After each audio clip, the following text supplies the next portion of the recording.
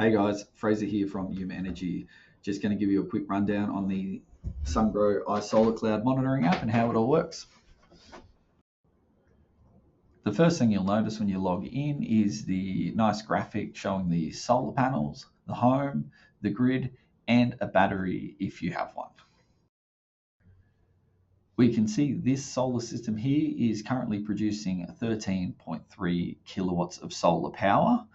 Now that power is being split between the battery charging, the home, so that's the power being used inside the house. You can see that it's 6.34 kilowatts currently, and then a tiny bit of power going to the grid.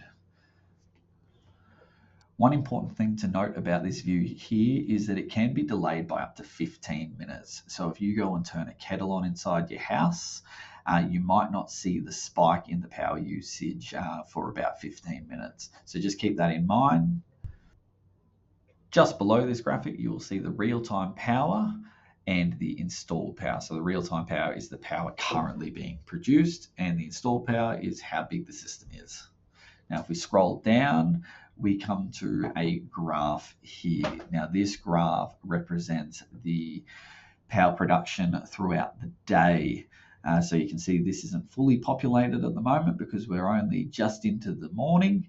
But what we can see here is the pink is the solar production starting to pick up.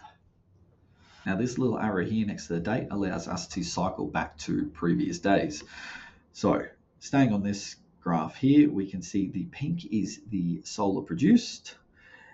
The green down the bottom, the darker green, is sort of going throughout the whole day. That's the power being used inside the house. The lime green is battery charging. The dark purple is then feed-in power, so power we're selling back to the grid. And then the dark green line sort of waving through, that is the charge of the battery. So we can see at midnight it was discharging, got down to 0%. And then once the solar kicked in, that's the pink again, you can see that dark green line start picking up all the way up to 100%. So that's the battery charging. The orange production figure above that graph is the solar produced throughout the day. And then the blue consumption figure is the power consumed within the property. We can also click on the week tab, and then that gives us an overall week view of all the days.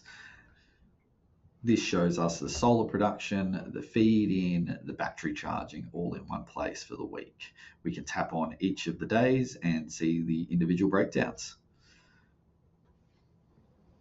Finally, scrolling down to the bottom, you will see the weekly production of the solar system just broken up into days.